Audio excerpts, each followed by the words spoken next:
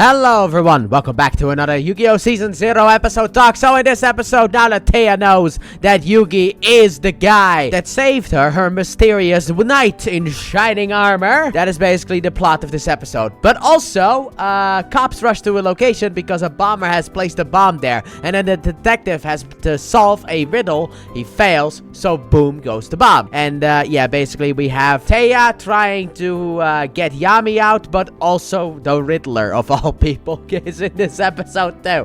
Where's Batman when you need him? So at school, the gang, well, Yugi starts the conversation, but the gang have a little bit of a talk about the bomb incidents. And then Taya invites Yugi to the water park or the amusement park. I don't know which one. Also, I will say this, during the Yami no game, or at least the game part, it was not really a Yami no game. It wasn't a shadow game, but during the bomb game part, it says here on the wiki's trivia, all known recordings of this episode have visual glitches during the game of darkness with the bomber. So, it wasn't just a me thing. I just thought I'd mention that right now. But anyway, yes, Taya invites Yugi to the water park, which means we get to see the body. So, obviously, Yugi says yes, because how could you not, you know? I mean, to be honest, I will say this. When this was proposed, I was not expecting her to be that revealing, because I thought she was just going to wear a swimsuit. No, she goes full bikini. I don't know why, but she does. But anyway, Joey and Tristan, they talk about the fact that Yugi and Taya are gonna go on a potential date, and maybe they're dating, maybe they're not. Joey's super interested. However, Miho really just wants to go to the water park as well.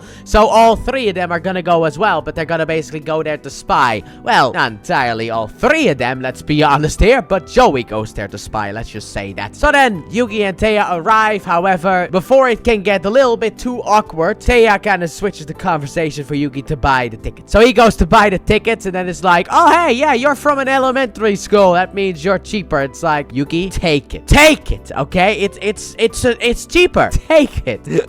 But Yugi gets a little bit insulted by that. But like, you get the cheaper option, and it's from the woman behind the counter. I would have taken that in a heartbeat. Yes, of course, here you go. Here's the money, because of the fact that that way you can save some money, you know? Maybe you could take the day out on a different date afterwards with the money that you saved. Think about that, my boy. So then the bomber calls the cops because there is going to be another bomb. Oh, what a surprise. Going to be at the water park, which they don't know yet. However, the bomber's like, all right, if you can tell me whether it will be hotter or colder at 11, I'll tell you where the bomb is. And he's like, it'll be, I think he said hotter, but it is actually the opposite, so he gets it wrong. Anyway, so Taya puts on the bikini for the water park, and it's like, oh my goodness, Yugi, you lucky boy. Like, I was expecting her to wear a swimsuit. I'm just gonna say it, okay? I mean, normally when you see women, it's like in a swimsuit, but no, she goes full bikini. I don't know why. But anyway, so they go with the water slide, having fun, and I'm definitely using that image when she comes out of the water for the thumbnail image, because I need that, because afterwards Yugi is lying, like they're both lying on like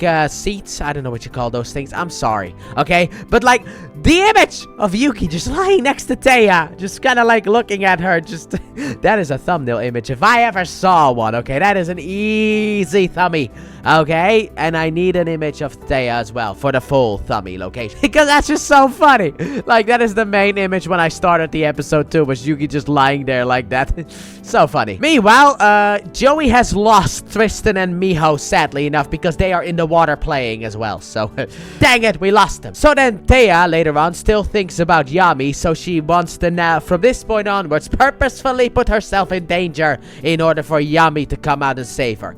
Little problem though, you didn't put yourself in enough danger. Like, well, what are the dangers that you're talking about? This is pathetic. Like, she goes into the water, she's like, help me, I can't swim, or cramps, or what, I don't know, dude. But like, basically, help me. So then 3 guys rush to her aid, and Yugi then has to be saved as well. Yugi jumps in, but it's like, help me. So he has to be saved. So that didn't really go out all that well. So the detective has it wrong. However, the next bomb is not gonna blow up, because that would be no fun. So he's like, all right, the next bomb is going to be at a place where people go when it's hot. And it's like, the water park, let's go there. Meanwhile, Taya sees that Joey is here and is going to use him in order to be able to get something from Yami again. So they turn the corner, Joey follows, but Taya just stood still. So then Joey bumps into Taya, and Taya's like, perfect, he's trying to touch me. But no, he's not. But then once again, 2 guys come to her aid, and it's like, yeah, okay.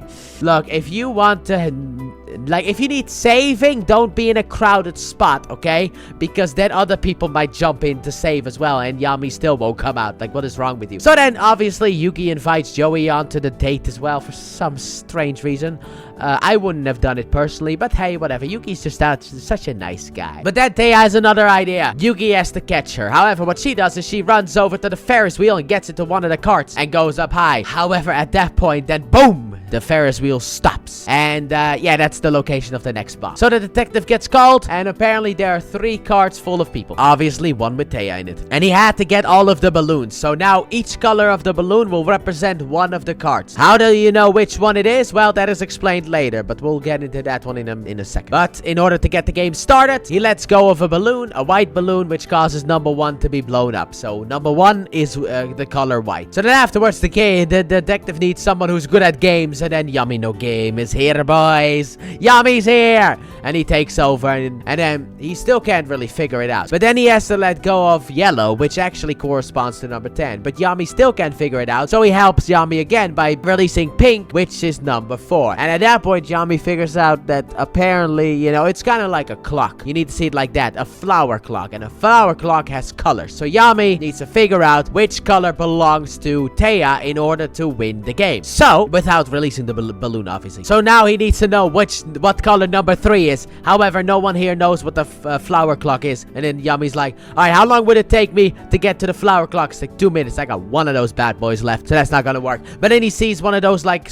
you know, like one of those attractions that goes all the way up. So he goes over there, gets in, goes all the way up, and then he says the color. Blue. And then there you go. Game is done. However, Yami is not done yet. He wants another game. A Yami no Game in that sense. So, we're gonna play by the same rules, but we need to figure out where you are in that sense. So Yami wants him to blow up number 13. That is what he wants to do. He wants to let go of the white balloon to blow up number 13 because he knows that the guy's in number 13. Then he uses his powers in order to make the guy think that there's actually a bomb in his cart, so he jumps out in order to get arrested in that sense. There you go. Everything is great. So Taya's like, oh my god, yes, my savior. Oh, great, it's Yugi. Dang it, it's Yugi. Come on, man. And it's like, you don't have to sound so disappointed. Wow, women can truly be evil sometimes. But yeah, it's not Yami, it's Yugi. But she knows that Yugi was part of the saving crew, so yeah, she might have a crush now on Yugi as well. Because she doesn't, I don't really know if she knows that Yami and Yugi are different people. Because that is not really something that's revealed yet. But basically, Yugi is her savior because she saw the whole thing from the Ferris wheel. So she knows that Yugi was the one who was in control, even though Yami was in control. But still, she now knows that stuff. So a crush has been formed. And overall, I very much enjoyed this episode. I mean, I like seeing Taya like that. But also, I overall enjoyed the episode outside of that with the whole, like, trying to get herself in danger.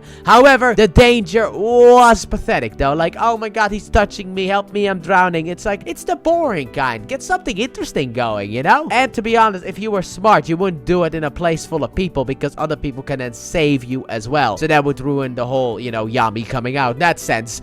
But overall, like I said, very much enjoyed this episode. So let me know what you guys thought about this episode in the comment section down below. And with that being said, thank you all so very much for watching. And I do hope you guys have enjoyed. And if you did, please like button, subscribe, and if you haven't already, turn on notifications. Don't forget, check out the Let's Play channel link in the description and at the end of the video. And I'll see you guys next time for an eerie woman. Bye!